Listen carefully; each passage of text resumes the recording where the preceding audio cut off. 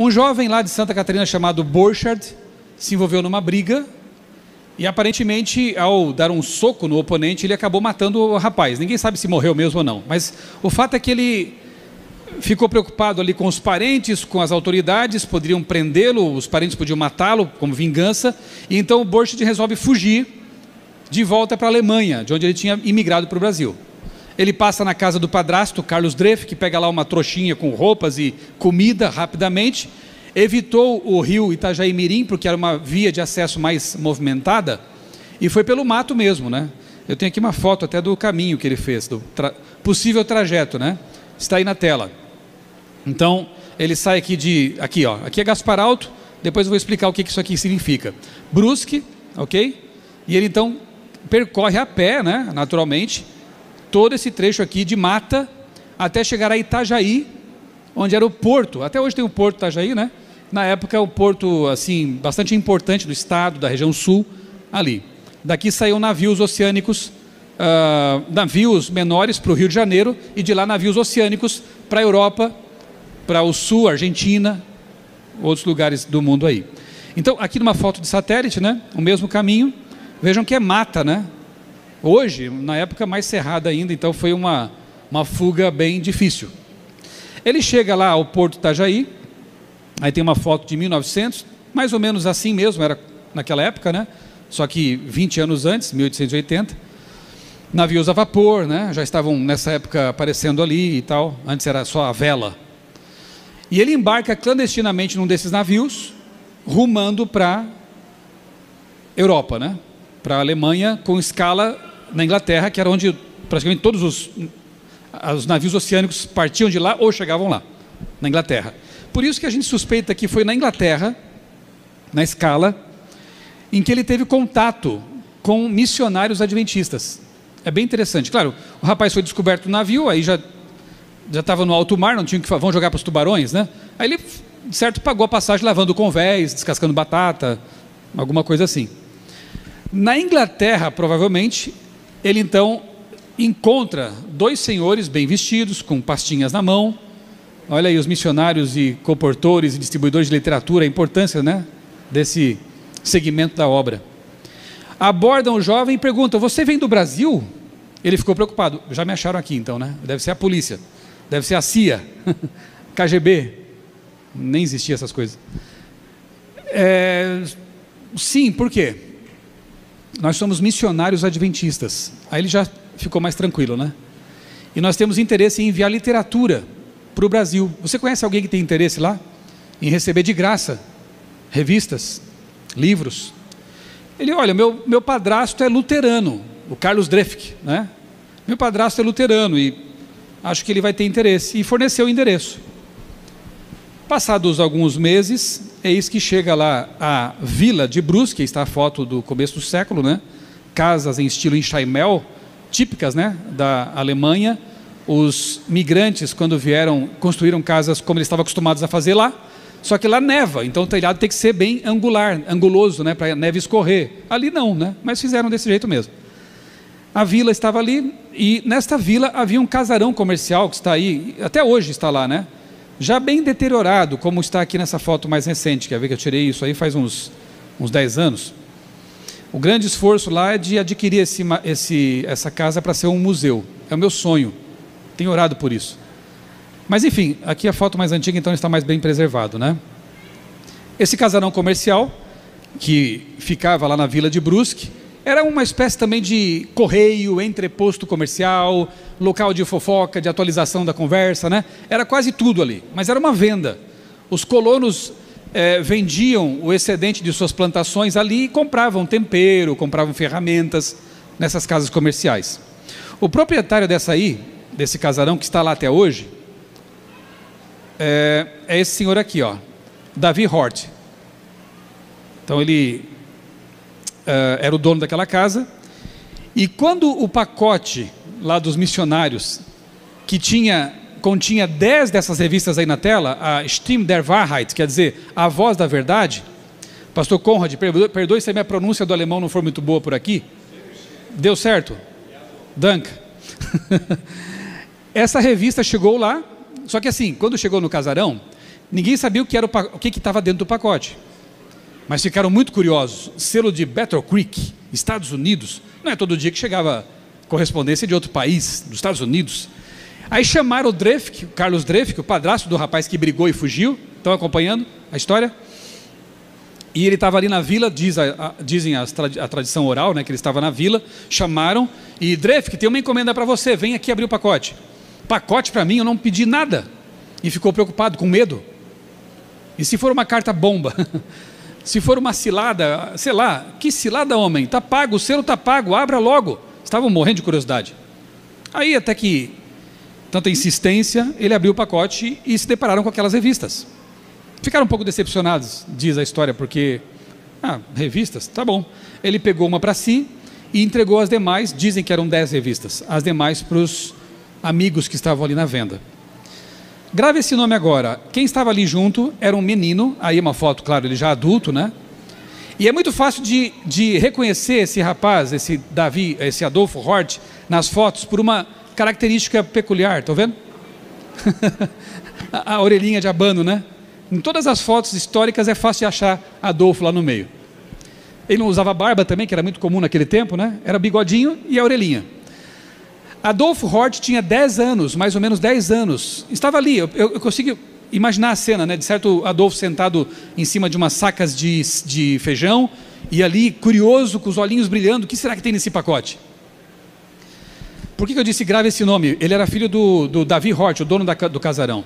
Porque 10 anos depois, Adolfo vai ter uma experiência especial. Portanto, ele é um dos pioneiros-chave do Adventismo. Se eu fizesse uma semana de oração, eu começaria com ele. Porque é uma história bonita demais.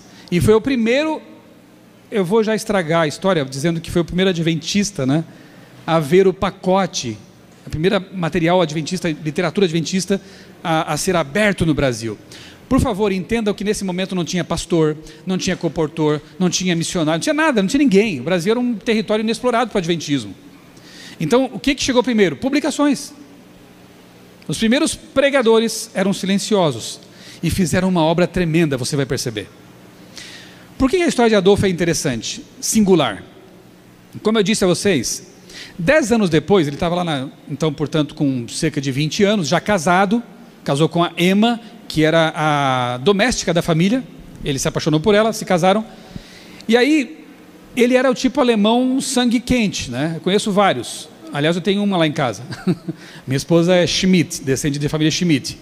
É um doce de esposa, claro, mas também tem o sanguezinho alemão ali que eu tenho que, às vezes, né, saber lidar com. Adolfo era um alemão brigão.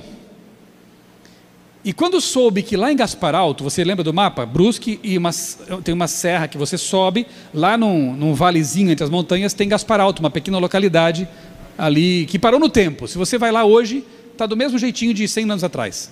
É interessante. Ele soube que tinha um grupo de adventistas se reunindo por lá. Guardadores do sábado, que história é essa? Pois eu vou lá quebrar tudo. Religião de alemão é só luterana, pensava e dizia ele. Então ele convida um amigo, sobem a cavalo a Gaspar Alto, e aí eles se aproximam da igrejinha que já havia lá nessa época, com paus na mão, com pedras, porque eles queriam lá entrar e tocar o terror, como se diz, né? Quebrar tudo. Mas ele para e tinha alguém pregando.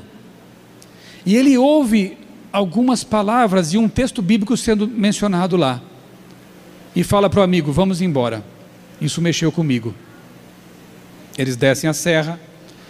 O Adolfo foi conversar com o pastor luterano dele. Pastor, como que é isso? Eles guardam o sábado, parecem até pessoas que seguem a Bíblia. Como é que é isso? O pastor disse: domingo vem à igreja que eu vou explicar direitinho esse assunto. Domingo de manhã lá estavam Adolfo e Emma sentados bem na primeira fileira. E o pastor explicou daquele jeito que a gente até já conhece, né? Gente, olha, tem uns adventistas aí agora morando por aqui, eles guardam o sábado, de fato na Bíblia o sábado está lá. Mas nós seguimos a tradição e vamos continuar desse jeito. Adolfo ficou indignado com a resposta. Como assim tradição? Não tem que seguir a Bíblia? E aí, sozinho com a esposa, estudou a Bíblia e aceitou a mensagem do sábado. Começou a guardar o sábado.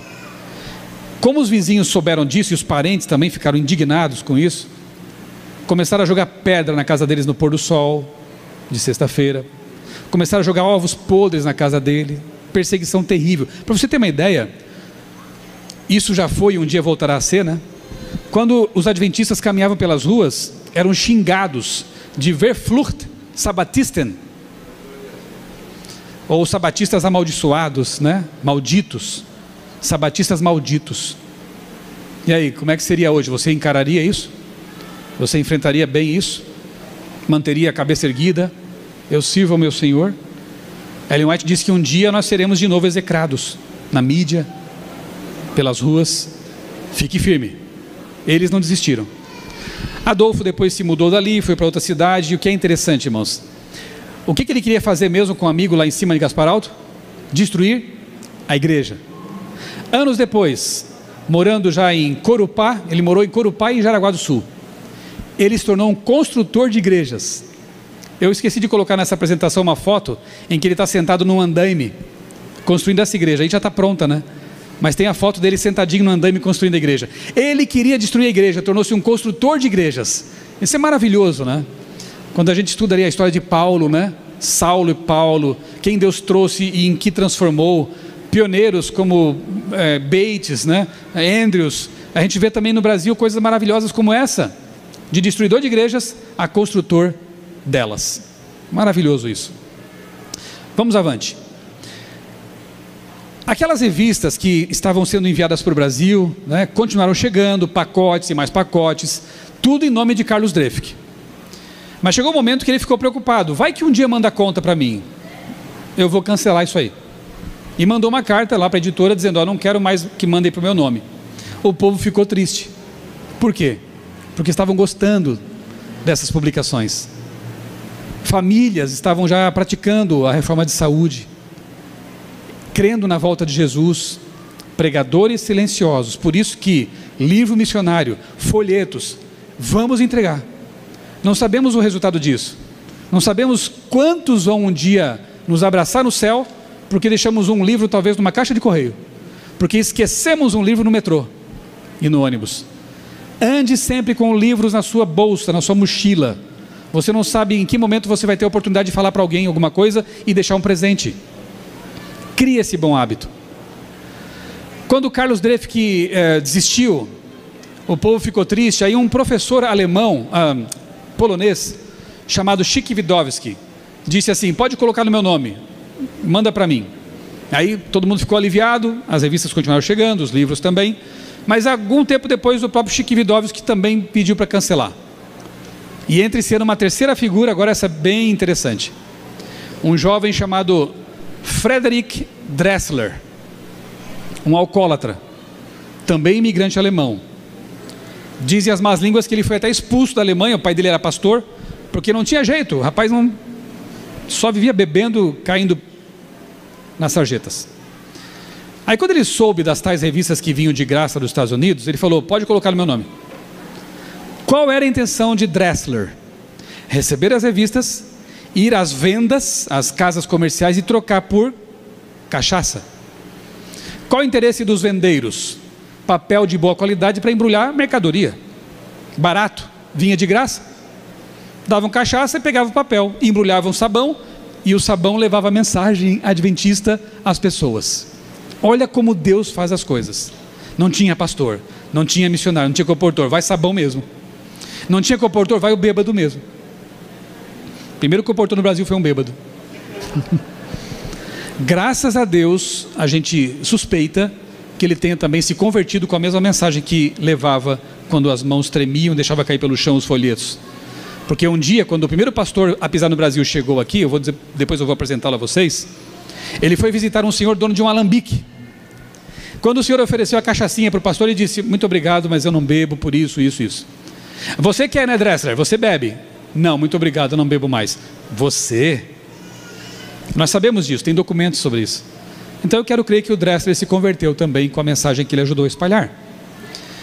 Bem, esse casal aqui é o casal pioneiro mesmo, né? São os primeiros adventistas do Brasil, a se converter aqui no Brasil. Guilherme e Johanna Bels. Guilherme, ele veio da Pomerânia, se estabeleceu no Brasil em 1835, e como vários, a maioria deles, ele se tornou ali um fazendeiro, né? Ele cultivava as plantas ali e tal, morava em Gaspar Alto. E um dia ele foi visitar a casa do irmão Cal e viu na estante um livro que lhe chamou a atenção: Comentários sobre Daniel e Apocalipse. Gedanken über das Buch Daniel in Apocalypse. E ele foi pegar na estante o livro, caiu no chão. Talvez porque as mãos eram ásperas, né? De lavrador, caiu. Mas quando caiu, se abriu num capítulo que fez com que o Guilherme Bels voltasse à infância. O capítulo que fala da mudança do sábado para o domingo. E ele lembrou que quando era criança, na Pomerânia, hoje é a Alemanha, né? Território que foi ali anexado, uma região da Alemanha, ele, lendo a Bíblia, descobriu o sábado. Garotinho. Perguntou para o pastor e teve a mesma resposta de sempre. Não, o sábado foi mudado para o domingo e tal. Uma criança, né? Ele aceitou a explicação do pastor. Vários anos depois, muitos milhares de quilômetros longe dali, ele volta a ter contato com essa verdade. Então ele pega o livro, leva para casa, como um tesouro precioso, e gasta noites e noites com a luz de velas ou lampião, estudando aquele livro, comparando com a sua Bíblia em alemão, até que aceitou também a mensagem do sábado, tornando-se assim o primeiro brasileiro convertido à mensagem do sábado, graças à leitura de literatura adventista. Não dá para você dizer que é o primeiro sabatista, porque já tinha judeus, né? Talvez batista do sétimo dia, não sei, mas é o primeiro convertido à mensagem do sábado, graças à leitura de literatura adventista aqui no Brasil. Então grave esse nome, Guilherme Bels. É o pioneiro, né? Juntamente com a esposa Johanna. Aí está o Francisco, um dos filhos de Guilherme. Francisco e a esposa Gertrude. Claro que quando você aceita Jesus e conhece uma verdade poderosa, maravilhosa, você quer compartilhar, não é verdade? Você não quer falar para sua mãe, para o seu pai, para os seus irmãos, para seus filhos? E o Guilherme fez a mesma coisa. Wilhelm, né? Em alemão, conhecido como Guilherme no Brasil. Wilhelm. Ele foi pregar para os filhos, e os filhos mais novos se converteram, mas os mais velhos, já casados, resistiram, e Francisco foi um desses. E falou assim para o pai: pai, a gente é novo, recém-casado ainda, a gente quer aproveitar a vida. Já ouviram isso? E eles participavam de bailes, bebiam, né? Bebida alcoólica e tal. Tinham lá seus hábitos que eles sabiam que não estavam de acordo com a Bíblia e com o que os adventistas ensinavam. Pai, quem sabe um dia.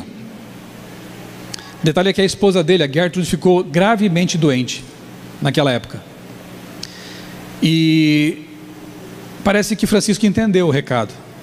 Numa noite em que ela estava ali com os parentes, parecia que seria a última noite dela já, ele saiu de casa, foi para o fundo do quintal, onde até hoje passa um riozinho lá. Ele se ajoelhou na beira daquele rio e falou assim para Deus, mais ou menos assim: Senhor, perdoa o meu egoísmo de querer te entregar minha vida só lá, quem sabe na velhice. Eu sou jovem, minha esposa também é jovem, tínhamos planos, mas se tu queres que nós nos dediquemos a ti, aqui neste momento, eu entrego meu coração a ti. E ele se converteu.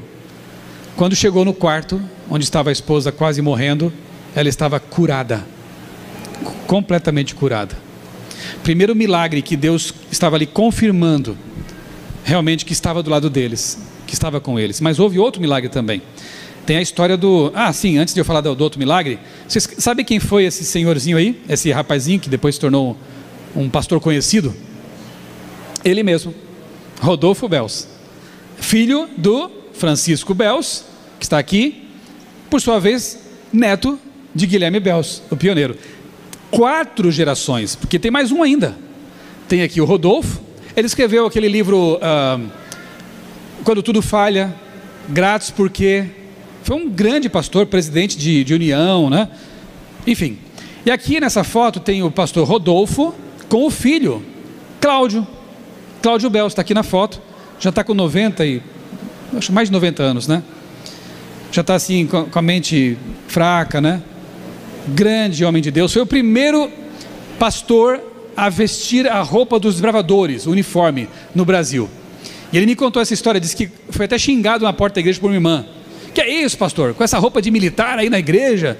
Não, irmã, isso aqui eu trouxe dos Estados Unidos, são desbravadores. O que é isso? Ninguém sabia o que era. Ele foi o pioneiro também, foi líder JA da divisão sul-americana. E deixa eu contar só um detalhe para vocês, que me emociona.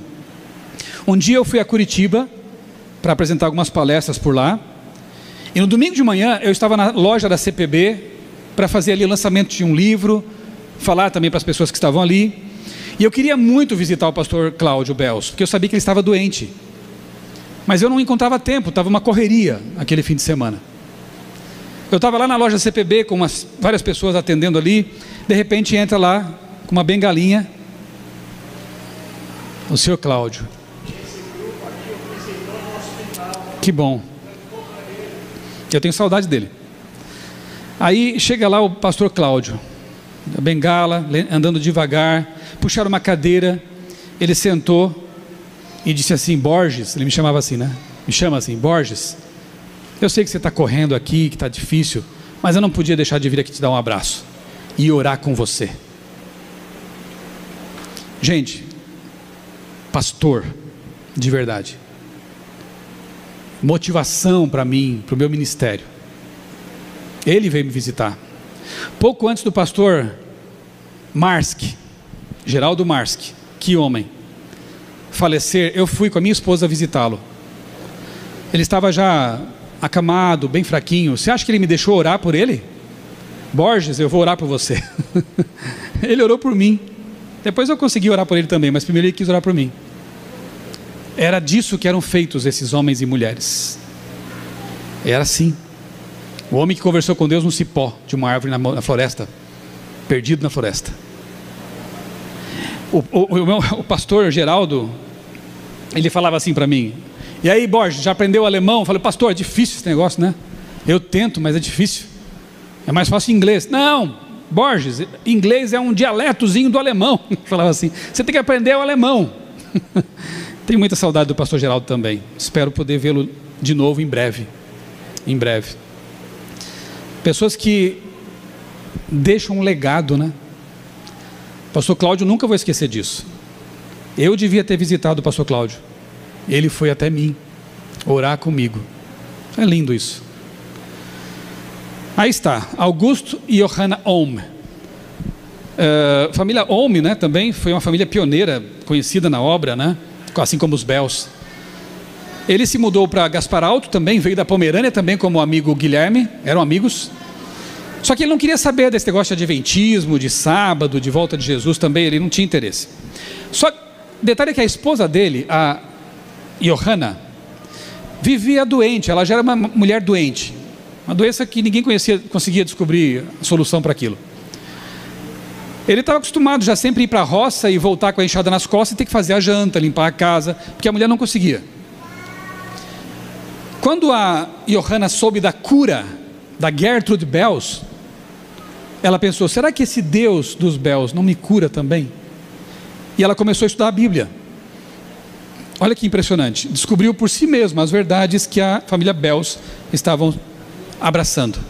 Descobriu o sábado, descobriu sobre a volta de Jesus, santuário celestial, enfim. E se converteu, sozinha. Um dia o marido voltou da roça, Gertrude estava em pé, cantando, limpando a casa e preparando o jantar. E ele achou: será que ela ficou doida? O que aconteceu? O que houve? Né? Ela disse: querido, eu quero te convidar para que nós nos reunamos com a família Bels e também guardemos o sábado. Diante de um milagre tão poderoso que ele viu, ele aceitou essa mensagem. Augusto Ohm foi o primeiro ancião de igreja adventista no Brasil. Tem anciãos aqui? Eu também sou ancião de igreja. Ele é nosso patrono, tá? Foi o primeiro ancião de igreja no Brasil, adventista. E o Bels foi o primeiro diácono. Então os dois cuidavam da igreja, que no começo se reunia nas casas, até que eles tivessem uma casa de reuniões, né? Um templo, ok? Vamos lá. Esse aí, vocês disseram que não sabe quem é. Daqui para frente vocês não podem mais dizer isso, porque Albert Stauffer foi o primeiro missionário a pisar em solo nacional, o primeiríssimo adventista a vir para cá pregar o evangelho. Como foi? Em 1893, Stauffer estava trabalhando na Argentina, também trabalhou no Uruguai. Quem era Stauffer? Um colportor, que vendia livro de dia para comer de noite e pregar o evangelho à noite. Era basicamente assim, a associação geral era muito pequena, não tinha recursos para manter esses missionários no mundo todo. Então eles vinham na coragem, né? Na raça e na coragem, como se diz. Eles vinham com uma pasta com livros e revistas, só tinha material em inglês ou alemão, pouquíssima coisa em espanhol, daí porque eles começaram com as colônias alemãs, porque tinha material na língua deles. E numa dessas andanças aí no Brasil, em 1893, Stauffer, colportando em Santa Catarina, se depara com pessoas que diziam assim: ei, nós já conhecemos isso. Como assim? Sim, olha aqui, ó, a revista que a gente recebe aqui, de graça. Sério? E outra, o vizinho aqui também já está esperando a volta de Jesus, esse aqui já parou de comer carne de porco, estamos guardando o sábado. Mas que coisa impressionante. Pensa na surpresa de um missionário que sabe que nunca havia tido um missionário no Brasil, de repente encontrar pessoas já adventistas. Aí o que ele faz? Ele manda uma mensagem de WhatsApp. Ele escreve uma carta, leva dias e dias para chegar, muitas nem chegavam, né? Ele manda uma carta para o William Thurston. Quem era o William Thurston? Foi um missionário, também colportor, designado pela Associação Geral para estabelecer um depósito, um entreposto de literatura no Rio de Janeiro. Por quê? Porque pensa bem, o colportor vendia livros aqui e tinha que esperar que chegasse dos Estados Unidos. Demorava muito tempo. Então a Associação Geral tomou a decisão de ter um depósito no Rio de Janeiro. E o Thurston cuidava desse depósito. Ok? Além de colportar, de evangelizar, ele era responsável pelo depósito. O Albert Stauffer, lá em Santa Catarina, manda uma carta para ele e diz assim: Thurston, avise o seu cunhado, já vou dizer quem é, que tem pessoas aqui precisando ser batizadas. Já estão convertidas pela literatura da igreja. Aí o Thurston manda uma carta para o cunhado dele que vivia na Argentina, Frank Westphal, ou Franz, né, originalmente. Frank Westphal, o nome que deram nos Estados Unidos, porque o pastor Frank é alemão, mas estudou nos Estados Unidos, e de lá ele veio para a América do Sul. Primeiro pastor adventista a trabalhar na América do Sul, começou trabalhando na Argentina.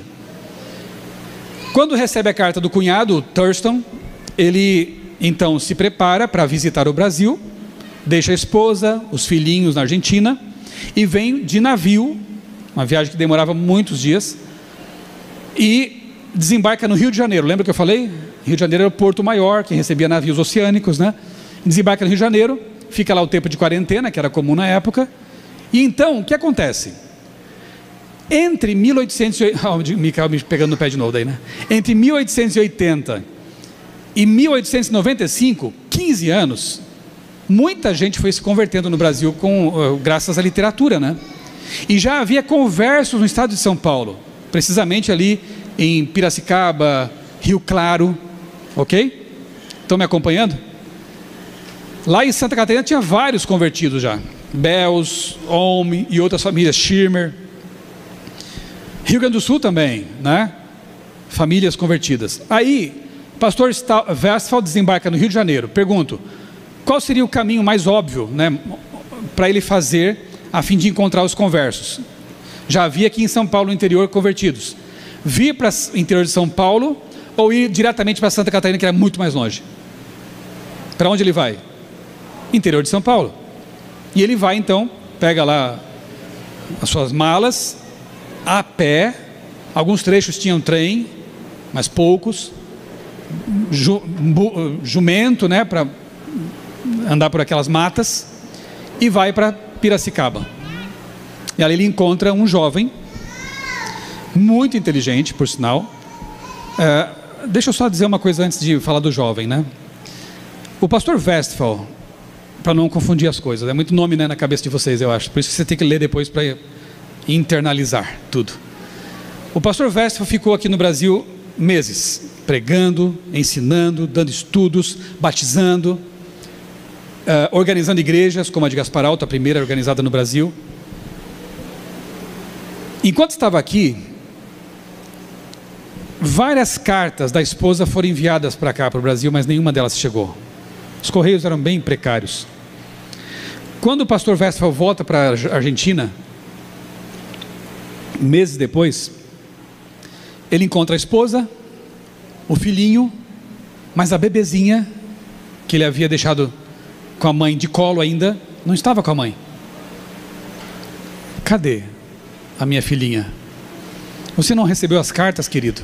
Não, ela faleceu. E ele nem sabia disso. Aí a gente fica pensando assim, né? Será que ele se revoltou com Deus? Puxa, eu estava lá pregando o evangelho, eu estava lá batizando, ensinando, com saudade da minha família, e quando eu volto minha filhinha está morta, enterrada. Será que ele se revoltou com Deus? Será que ela abandonou o ministério? Eu quero te mostrar aqui um dos trechos, um dos textos que para mim são dos mais emocionantes de tudo que eu pesquisei. É um trecho do livro Desbravando o Continente Negligenciado. É um livro de autoria do pastor Frank Westphal. Só que esse parágrafo é da esposa dele, da senhora Westphal. E ela escreveu o seguinte: acompanhe comigo a profundidade dessas palavras. Longas viagens foram feitas em assentos de madeira. Dormíamos em camas duras, pois naqueles dias poucas pessoas possuíam colchões de mola. Em alguns lugares havia muitos mosquitos e pulgas. Aqueles foram dias de bênçãos espirituais, e não existe arrependimento pelo sacrifício que fizemos. Se pudesse, eu viveria aqueles dias novamente, e faria um trabalho melhor pelo meu mestre. Porém, e aqui ela cita Ellen White, passamos por este caminho apenas uma única vez. Portanto, vamos ser fiéis, enquanto os dias ainda estão se esvaindo. Amigos, do que esses homens e mulheres eram feitos? Para a mãe chegar ao ponto de dizer: sofremos, mas se eu pudesse voltar atrás eu faria mais ainda pelo meu Deus. Isso é lindo demais. Não havia arrependimento, não havia raiva de Deus, havia esperança de que em breve eles se reencontrariam. Havia vontade de fazer mais para que Jesus voltasse logo. Isso é muito bonito. O pastor Westphal vai para o interior e conhece esse rapaz aqui, ó. Sabem quem é? É que ele está novo ainda. Nas fotos mais antigas talvez vocês até o reconhecessem, quem sabe. Foi um grande intelectual, Guilherme Stein Jr. Esse jovem leu o livro Grande Conflito, Der Grosse Kampf, em alemão, e aceitou a mensagem adventista. Ele era, se não me engano, metodista. Em 1895, ele foi batizado pelo pastor Frank Westphal. Então ele foi o primeiro adventista batizado no Brasil. Grave esse nome, Guilherme Stein. Primeiro adventista batizado, não o primeiro converso, que foi o outro Guilherme lá de Santa Catarina, o Bells. São 3 Guilhermes interessantes, né? Guilherme Miller, Guilherme Bells e Guilherme Stein. Então ele foi batizado. Dizem as boas línguas que Guilherme dominava 40 idiomas. Sabe o que é isso? Eu o comparo a John Andrews, que foi uma grande mente brilhante de nossa igreja. Eu comparo o Stein ao John Andrews, uma mistura de Tiago White com John Andrews. Ele foi o primeiro editor da CPB, ele foi o primeiro diretor de escola, primeiro professor adventista no Brasil, primeiro um monte de coisas. Tanto que eu chamo aqui no meu livro de pioneiro multifuncional. Mas o capítulo tem como título o Batismo do Homem de Pedra, porque Stein em alemão é pedra, tipo stone em inglês. Batismo do Homem de Pedra. Ele foi incansável, como pedra. Aqui está. Pastor Conrad, eu vou deixar você contar essa história, porque a pessoa que protagonizou esse achado está aqui. Você pode resumir para a gente, pastor? Como é que foi? Essa Bíblia aí, ó, deixa eu mostrar mais uma foto aqui, ó. Está lá em Brasília, na sede da Sociedade Criacionista Brasileira. Vocês estão vendo lá que língua é aquela lá? Hebraico. Guilherme Stein lia a Bíblia fazendo o bíblico em hebraico. Só para você ter uma ideia. Conhecia grego, conhecia tupi-guarani. Crânio. Pastor, onde que apareceu essa Bíblia aí? Deixa eu ficar aqui ao seu lado. Ok. Eu não podia perder essa chance, porque, né? Eu ia contar a história, mas a pessoa que conhece a história está aqui. Eu sempre gostei de passar em sebos, essas livrarias de antiguidades. E tenho muitos livros que comprei nesses lugares. E um dia, andando num deles, eu olhei e vi um livro bem grosso. Pensei assim, o que seria isso? Abri a primeira página, estava escrito assim: Guilherme Stein Filho. Eu olhei, das Bíbel, o Antigo Testamento em hebraico e no outro lado em alemão. E entre as páginas da Bíblia, papel celofane, aquele que tinha nos cadernos de desenho, colocados nas páginas, e as anotações dele em alemão. Eu pensei, eu acho que eu tenho um dos maiores tesouros do mundo. Mas eu não fiquei em paz, porque eu pensei, isso não me pertence. E um dia, indo a Brasília, eu perguntei para os líderes da sociedade criacionista o que representava Guilherme Stein para eles. E aí eles me mostraram um acervo extraordinário, porque são descendentes dele. E eu disse, o que vocês fariam se tivesse alguma coisa especial de Guilherme Stein? A gente ficaria louca. Eu disse, pois é, eu tenho lá em casa um livro que eu consegui num sebo. Bíblia de estudo do Guilherme Stein. Ela está lá na Sociedade Criacionista. Eu a dediquei para ficar lá como um testemunho, um farol, para mostrar como os pioneiros estudavam, amavam a palavra e viviam em torno dela. É lindo, né? Me digam aqui agora os matemáticos, qual a probabilidade de uma Bíblia que pertenceu a Guilherme Stein, filho, ser encontrada num sebo no Rio de Janeiro por um adventista do sétimo dia, décadas depois de ter passado pelas mãos de sabe quantas pessoas? Quais as chances? Eu não tenho fé suficiente para ser ateu quando me deparo com histórias como essas. Isso é providência divina. E hoje está lá, como uma testemunha em papel e tinta da dedicação com que os pioneiros estudavam a palavra de Deus. É um material fantástico, né? Guilherme Stein, ele foi o primeiro autor criacionista do Brasil. Em 1929, publicou uma obra sobre criacionismo. Dr. Rui Vieira, que fundou a Sociedade Criacionista, descende da família da esposa do Guilherme, que é a família Krahenbiel. Então as coisas se conectam. É muito impressionante ver como essas coisas funcionam, né? Como Deus dirige tudo. Aí está o rio no qual ele foi batizado, né?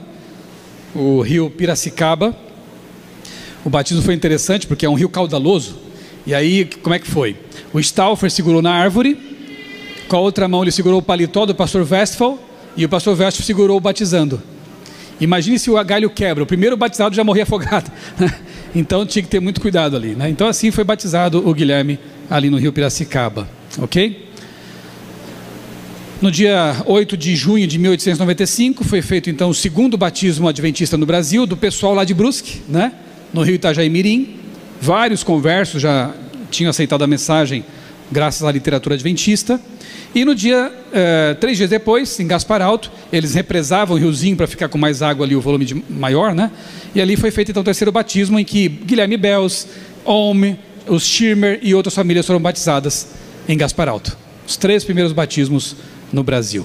Aí está o livro de membros, primeiro livro, registro de membros, da igreja de Gaspar Alto, 1895. Aqui tem alguns nomes reconhecidos, ó. William Belz, estão vendo? Johannes Belz. Aqui está o Ohm, Johanna Ohm, tá vendo? Augusto e Johanna Ohm. O primeiro livro de registros, né, de batismos lá de Gaspar Alto. Eu tenho lá em casa, eu não trouxe porque é um tesouro muito valioso. Os irmãos me deram uma telha da primeira igreja, está lá na minha biblioteca, guardado com carinho, da primeira igreja. É um tesouro. Aqui está então a primeira igrejinha de madeira. A telha era daqui, né? Primeira igrejinha de madeira, inaugurada em março de 1896. E presta atenção, lá atrás o que tinha? Estão vendo a outra casinha aqui? Uma escolinha paroquial. Olha a visão dos pioneiros. Onde tivesse uma igreja, tinha que haver uma escolinha para educar nossos filhos nos caminhos do Senhor. Por mais que fosse humilde, ali estava. E aqui um outro casarão que era a Escola Superior de Gaspar Alto. Essa escola foi fundada em 1897 para formar missionários. Ali o Francisco Belz estudou. E outros para sair pelo Brasil pregando o Evangelho. E essa escola foi dirigida por quem? Guilherme Stein Filho. Veja só que interessante. É o embrião do NASP, tá bom? Só para vocês terem uma ideia. Porque depois ela foi para Taquari e de lá, em 1915, para cá, para Capão, onde está até hoje o NASP Campus São Paulo. Começou aí, em Gaspar Alto, com essa casa aí.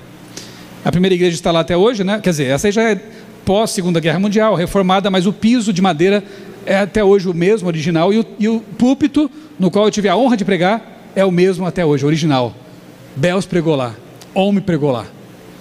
Se vocês um dia puderem visitar esse local, vale muito a pena. É muito inspirador, né? Muito solene. Depois eu mostro o que tem atrás da igreja. Eu acho que meu tempo já se foi, né? Eu preciso contar a história desse homem aqui. Huldreich Graf. Esse sim, primeiro pastor designado a servir no distrito do Brasil. Era o distrito dele. Pastores distritais, imaginem. Você está lá no Rio Grande do Sul, aí toca o celular... Chega uma carta de irmãos da Bahia pedindo visita e batismo. Lá você vai para a Bahia, de jumento, de trem, levando suas coisas numa mala. Aí vem outra carta lá, Goiás. Você desce para Goiás, visita os irmãos. O pastor Graf escreveu um livro, um relatório, com um título bem interessante: 100 dias no lombo de uma mula, em que ele conta algumas aventuras. Dos 12 anos de ministério dele, dizem que ele percorreu 25 mil quilômetros em cima de burro, de jumento. 25 mil quilômetros é praticamente meia volta ao mundo, tá? Você tem uma ideia, é mais do que meia volta ao mundo, em jumentos. Tem uma história dele que é incrível. Tem muitas histórias, eu vou deixar você ler o livro depois, não vou contar todas, né? Mas um dia ele estava lá no Rio Grande do Sul, em cima de um jumento, e ele queria ir para o lado direito, mas o jumento insistia em ir para a esquerda. E ele forçava o jumento, e o jumento queria ir para a esquerda. E ele parou e falou assim: tá bom, jumento, vá para onde você quiser, eu não quero ser como Balaão, siga. E o jumentinho foi para a esquerda. Depois de algumas horas de percurso no meio da mata, ele se depara com uma casa no meio do mato. Ele bate a porta e diz: eu sou pastor adventista do 7º dia, e o meu jumento me trouxe até aqui. A família ficou emocionada e disse: pastor, o senhor nem sabe, nós estamos há meses clamando para que um pastor venha nos batizar, porque nós aceitamos a mensagem adventista. Gente, o livro dos Atos dos Apóstolos na Bíblia continua sendo escrito. Continua sendo escrito. E hoje por nós. Se nos colocarmos nas mãos de Deus, os mesmos milagres acontecem. Não duvide disso. Enfim, depois a Casa Publicadora Brasileira, em 1900, é estabelecida no Rio de Janeiro. Começou por lá. Literatura em português começou a ser impressa. A vida dos comportores começou a ser um pouco mais fácil, porque não era só agora literatura em alemão e espanhol, enfim, né? Mas para encerrar, então, eu conto. Isso aqui já é negativo, né? Ah, me cederam? É o que eu tenho. Então eu acabo aqui. De novo eu vou ter que negociar com o próximo palestrante. 3 lugares das minhas pesquisas foram os mais impressionantes no Brasil. 3 cemitérios. Como assim? Cemitério? Sim. Bom, primeiramente o cemitério de Battle Creek, né, onde estão enterrados ali Ellen White, Tiago White, toda a família White está enterrada. Você chega lá, é um local de esperança, porque você sabe que eles vão levantar. Deixaram um legado. E no Brasil, 2 cemitérios. O cemitério de Rolante, né, da fazenda Passos. Ali estão José Amador dos Reis, o primeiro pastor ordenado ao ministério no Brasil. Do lado dele, Araceli de Melo, que foi um converso dele, mas que morreu. O pastor Amador morreu antes de ver o amigo se converter. Vai ser uma surpresa na ressurreição. E em Gaspar Alto, o cemitério dos pioneiros, que fica atrás da igreja. Os 2 cemitérios têm uma configuração interessante.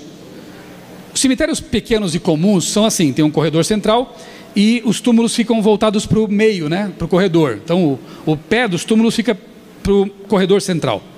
Só que nesses 2 cemitérios é diferente a coisa. Os túmulos daqui têm os pés para o corredor e os de lá, os pés para o lado oposto, não é para o centro. Ou seja, todos alinhados numa mesma direção. Eu percebi e perguntei para o meu guia lá, por que aqui é assim? E ele falou, você sabe que direção é aquela? Eu confesso que eu não estava bem localizado ali, não sabia, eu não sei. Lá é o Oriente. Na hora, explodiu na minha mente um texto. Textos da Bíblia e um texto de Ellen White em especial. Em que ela diz assim, surge logo no horizonte, no Oriente, né? Uma nuvem do tamanho da mão de um homem. A nuvem de anjos que rodeia o Salvador. Os pioneiros pediram para ser sepultados em direção à volta de Jesus, porque eles queriam, quando se levantassem, a primeira coisa que vissem fosse Jesus nas nuvens dos céus. Claro que seria muito fácil dar uma voltinha, né? Claro, mas eles quiseram assim, porque como disse Paulo em Hebreus 13, os pioneiros pregaram em vida e continuam pregando na morte. Porque quando você vê algo assim, você não pode pensar diferentemente do que? De que eles morreram crendo na volta de Jesus. Amaram a volta de Jesus. E estão dormindo, salvos, inconscientes, mas vão se levantar. E um dia eu quero abraçar Guilherme Bells. Um dia eu quero abraçar Pastor Westphal, que homem. Um dia eu quero bater longos papos com um grande intelectual chamado Guilherme Stein. Um dia eu quero ter aulas de, quem sabe, de alemão com o Stein, já que aqui não deu tempo de aprender. Essa é a minha esperança. Como essa história mexeu comigo, como impactou a minha vida, e tem poder de impactar a sua também. Vamos honrar os pioneiros, pelo menos conhecendo a história deles, e imitando o que eles fizeram. Em breve nós vamos concluir o que eles começaram. Essa é a minha esperança. Amém.